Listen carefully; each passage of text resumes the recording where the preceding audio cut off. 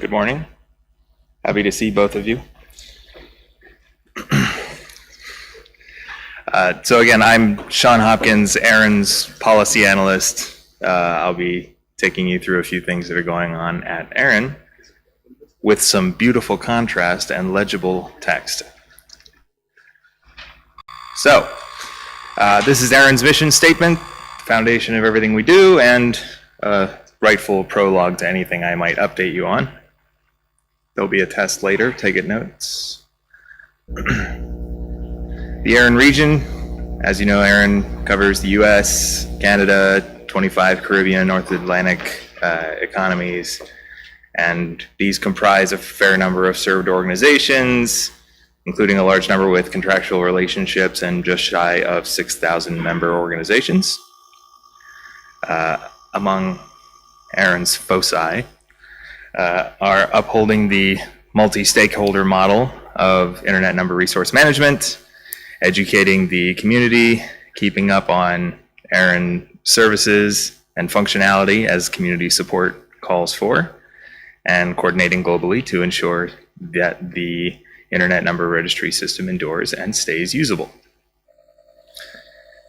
Speaking of engaging with that community, here's a few ways we're making that happen. We've got some small programs throughout the region, taking form of ARIN on the road, ARIN in the Caribbean, and most recently, customer lunches, new this year. They're a lightweight but pretty comprehensive overview of ARIN, how it operates, technical services we provide, policy development process, my personal favorite, and ways to get involved in the community. We've seen pretty great response to these, and we do continue to look for new ways to engage areas of the region who may not have a full-on public policy meeting. We also facilitate open community consultations and a suggestion process that has seen some good activity over the past year. And we have a quarterly distilling of all ARIN news, which we thoughtfully call ARIN Bits. And that goes out to our mailing list.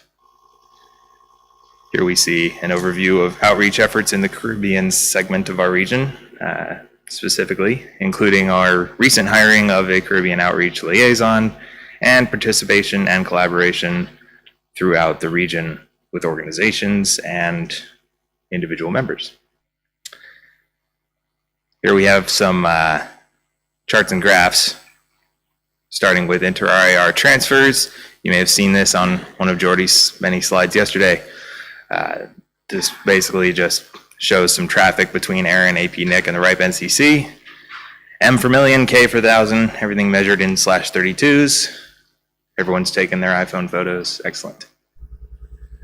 Here we've got member resource holdings in the following categories, left to right. Members without V6, members with V6, and that is, of course, broken into members with both V4 and V6 and those with V6 only.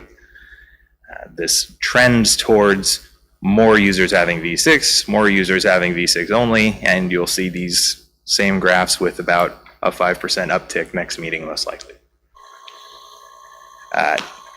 On the policy forefront, you may recall I had some fairly interesting slides on this yesterday, but risking some slight redundancy, here we go. There are 5 items not appearing on this slide awaiting board review. 3 recommended draft policies that address Interrir ASN transfers, residential customers, transient use of address space, and 2 minor editorial changes. The 2 recommended draft policies you see here that are up for discussion, the first adding a bit of clarification on initial allocations of V4, requiring some additional qualifications before getting a 21 instead of a 24. And then the second requiring new POC validations when a reassignment is made. You'll see that one was remanded by the Board of Trustees back to the Advisory Council, and this was to do a bit more research on technical soundness. So that's still underway, and then the AC will do what they're going to do. Draft policies up for discussion. We've got 2 currently. They're pretty newly minted. 2018-5 would disallow organization record creation through third parties, and 2018-6 would allow for simple assignments to be used for most new customer acquisitions. The latest We have a new website in development. I have seen AFRINIC's. It's beautiful. Great job, guys. We are hoping to deploy ours early 2019. We're doing some continued user testing on that. We have a robust list of community consultations that were held throughout this year. Topics ranging from IRR to the size of the board of trustees to mailing list and who is data issues. We've got 2 meetings to look forward to in 2019, first being in Barbados this coming April, and the second in Austin, Texas at the end of October. I can assure you that despite aligning with the American Halloween holiday, the policy discussions are nothing to be afraid of. And with that, I will take any questions.